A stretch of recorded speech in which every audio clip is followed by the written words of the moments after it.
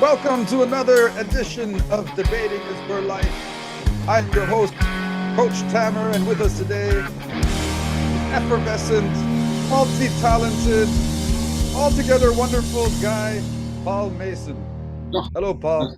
hello, hello. How's that for an intro? I would come back to this show just to hear that intro over and over again. I say the same thing for every guest. Uh, Yeah, I'm that just I kidding. know. Listen, you are, I don't even know where to begin talking about you. You to me, in my mind, you are such a dynamo. Like, well, okay, we met in this environment here at Pickering College, and you and I were both teachers at this college. So we met in a working capacity as teachers, and you were the music teacher at Pickering College, and I was the ESL slash Spanish slash English and slash debate coach at Yeah, Pickering College. I think you and I hit it off right away. Do you remember the first time we met? I I don't. do. It's for me. I It kind do. of. You do? Well, I remember our first real discussion in the staff room, just talking about how fortunate we both were to be working in such a cool environment and some really, really great people. So I remember that conversation. You know, I gotta hand it to Pickering College. It is a cool environment. It's more than just this beautiful building and some nice campus. It really is kind of a soft, feminine vibe. I don't know if they meant to do that, being a Quaker school, but it Yeah. really is that. Like it's so Yeah. comfortable being there, and everyone is so nice and gentle. You know, did you find that as well? Oh yeah, no question. It was very laid back, very easygoing, and well, it was very easygoing as long as you were easygoing to their parameters. How about that? Are we going to talk about our unfortunate incarceration? Well, Why listen, not? Why not? Bring it one on. thing I noticed about you at Pickering College that drew me towards you is that you were you reminded me of myself in a way that you were a really hard-nosed teacher and you didn't take any crap from the kids. And when there was a problem, you dealt with it. You weren't afraid. I guess you were unafraid, and that made you stand out from the other teachers at Pickering College.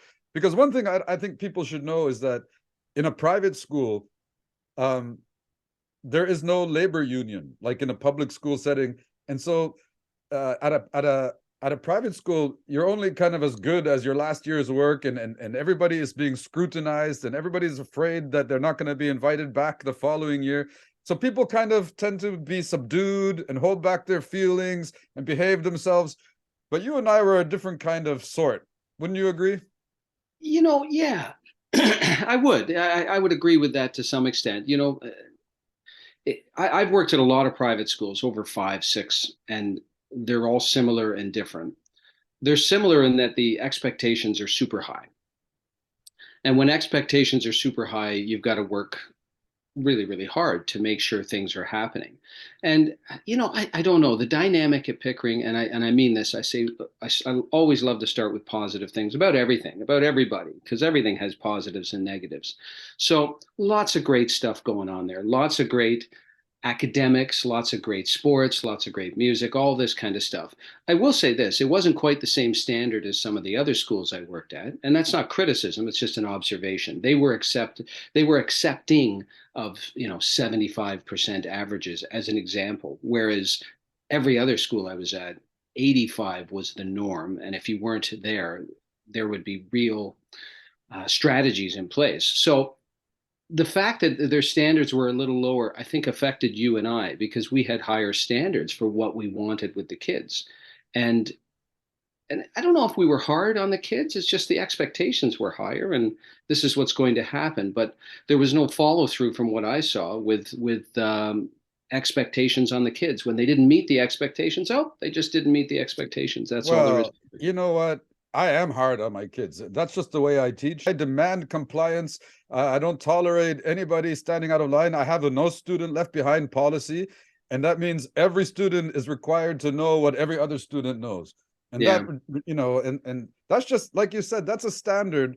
And I thought when I was hired at Pickering College that they hired me for this, so because here's this exceptional teacher, and here's this guy that because they hired me when I was working as a private ESL coach. I had my own ESL academy, and the assistant headmaster Chantel, who hired me, actually came to my my ESL academy and watched me teach before she invited me to for the interview at the school where I taught some Right, more right. in front Yeah, of them. So yeah. I thought they wanted that. And so I guess that at the end of the day, um, people like you and I don't know. I guess we march to our own drum, and I guess I don't know. What do you have to say? Well, I started to touch on this earlier. Everything works out for the best. And the fact that you and I were asked to leave is absolutely fine in my books because it's put us both on a path that's just better for us. And now I'm in a position where I'm working where I run the show.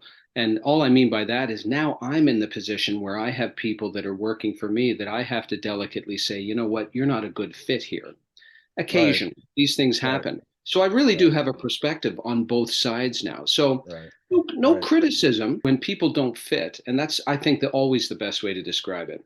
It's a win-win to end the relationship. This is in all, I believe this is in all business schools everywhere. When it doesn't fit, it should end because the person that's in the job, if it's not fitting, they're not going to be happy. It's not They're not going to be performing at their best. Full stop.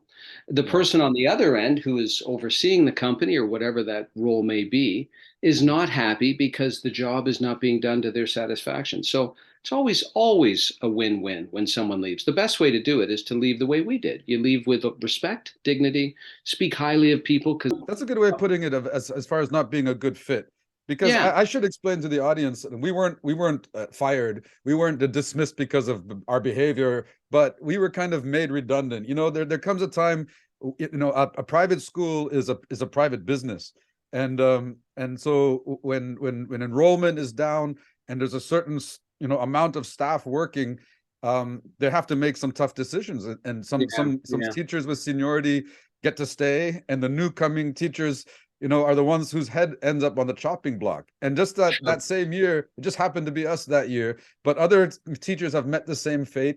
And I gotta say, at the end of the day, I took it on the chin.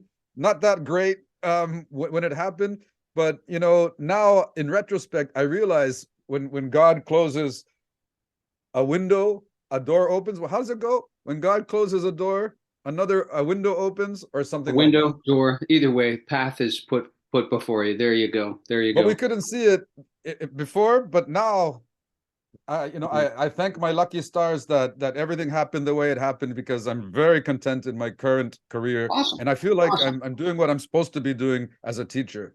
Yeah, yeah, no, no, I'm with you. I was just speaking to someone yesterday, as a matter of fact, and we were talking about this very topic.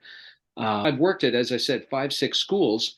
Man, there's only a couple of them that I've become good friends with people that I'm still friends with. You are one of them. And so, man, how lucky are we that we've left a job that we were only at for 5 years, 4 years, whatever. To be honest, that the headmaster at Pickering College, that was there while we were there, he continued to support me and help me in the future Sure. years. Yeah. And you're right, we left on really Lovely good guy. terms. We didn't burn any bridges.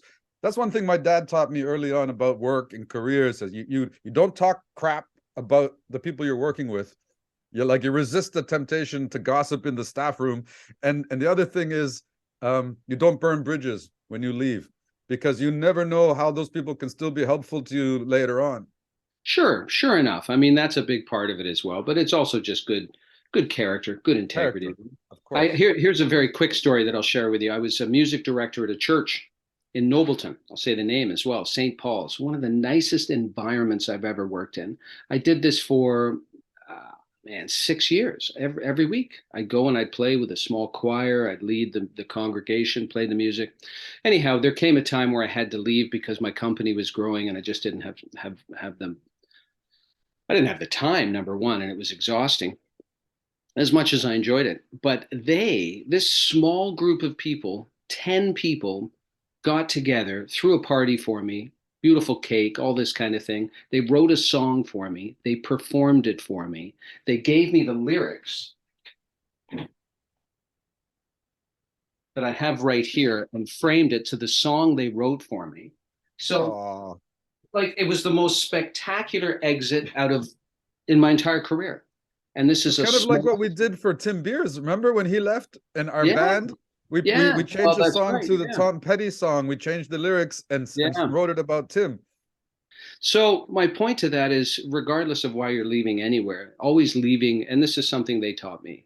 And of course, I left on really good terms there, but that's not really the point. The point is when you leave well. In fact, this is what the pastor, his name's Jeff Loach, brilliant musician, just all around brilliant, lovely guy.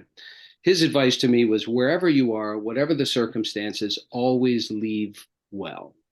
Hmm. And I thought, Hmm. gosh, and it just rings so powerfully in my mind as I do different projects now and I build relationships and I leave and I do and whatever, because that's the nature of what I'm doing right now. So you leave people with a great impression because you just want to. It's not about ego, it's about trying to just be a good person.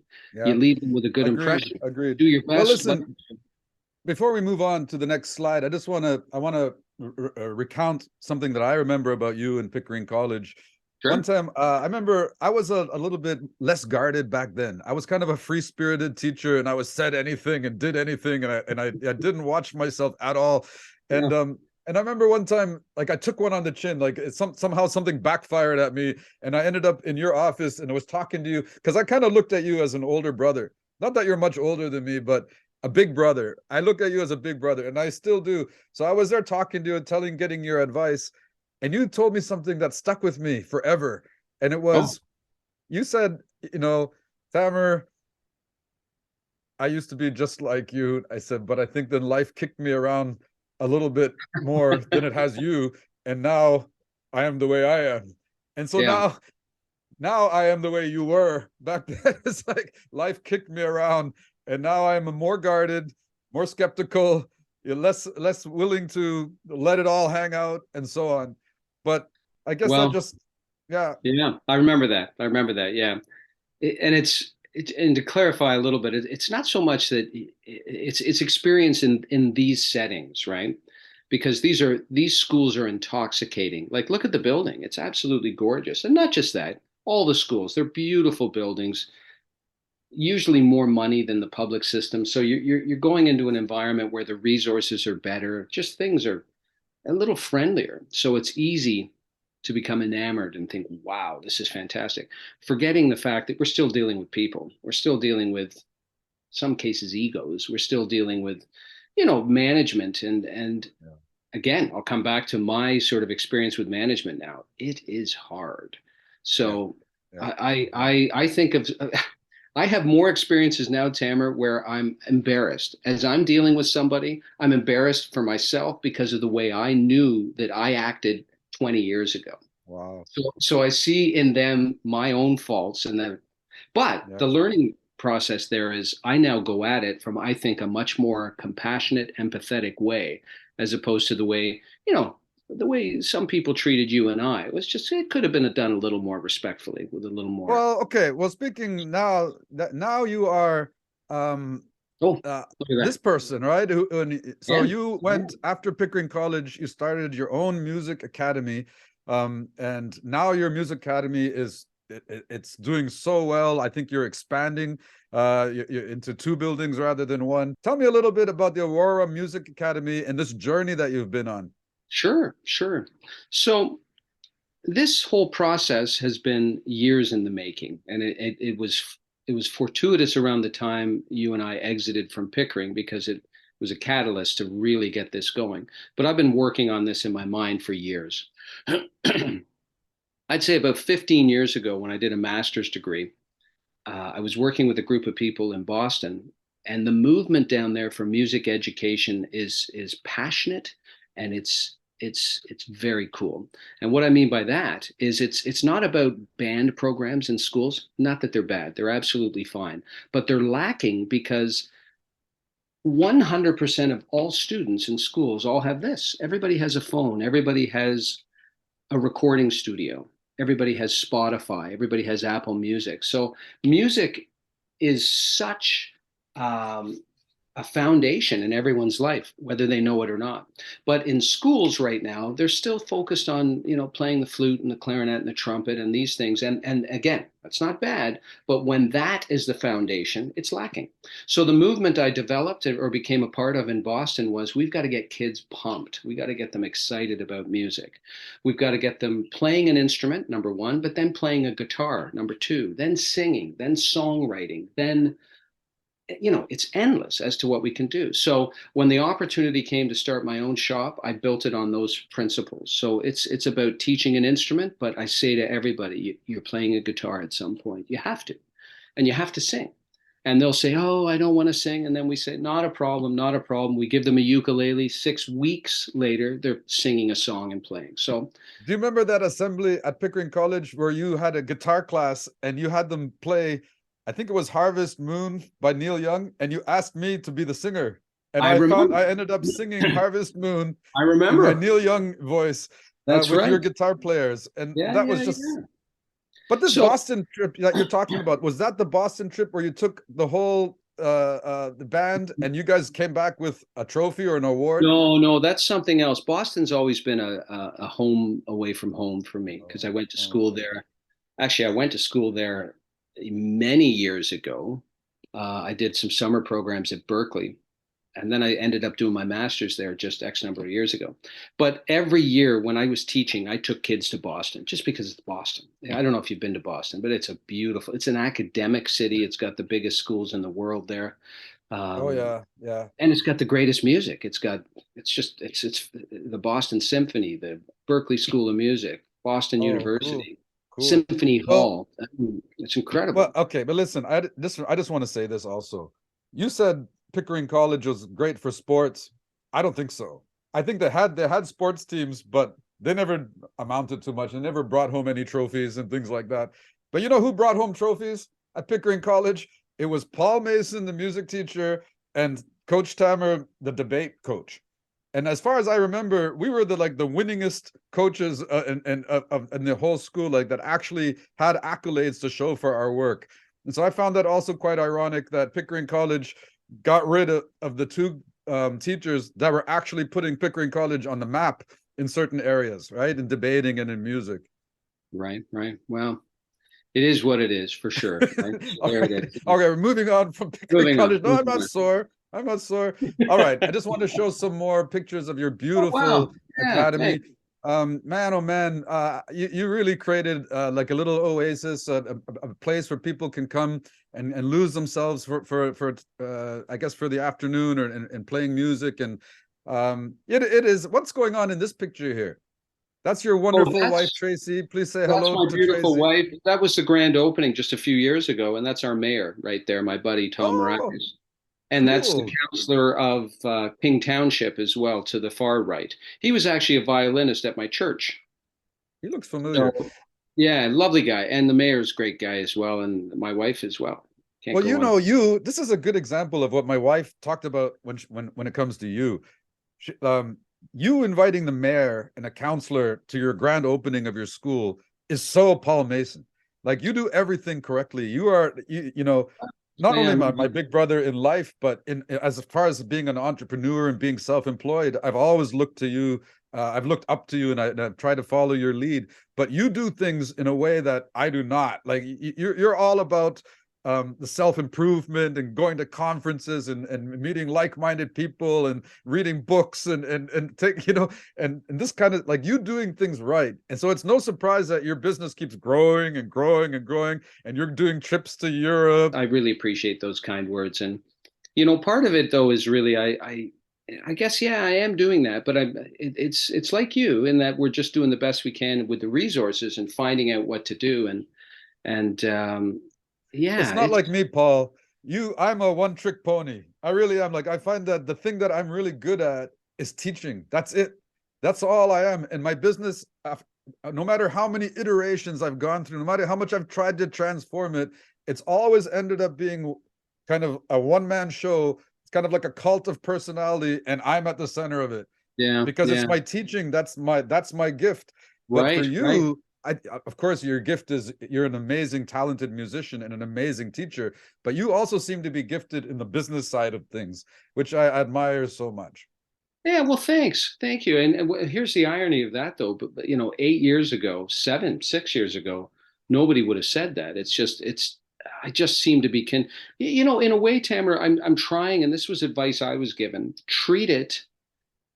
And first of all, as a musician, I was listening to CBC this morning, and they were talking about how concert musicians struggle in the concert world because they don't have any business acumen. So it's tricky. So the advice I was given just 6, 7 years ago was you got to take your musician hat off and literally put it over here and then focus as a musician, sorry, as a business person or a businessman, but then treat the business the way you would treat music. So if I'm learning a piece, if I'm learning a concerto to play with a small orchestra, an orchestra, whatever, I learn every note, literally, like study every note. I study the phrasing, I study the larger phrases, I memorize the piece, I listen to the piece. I can breathe and sleep with the piece, if you know what I mean. Like I throw myself right into it. And that's what I've done here. I've taken that same discipline and I've just morphed it into Yeah. business. Yeah, And you you are know what? so disciplined, and thank.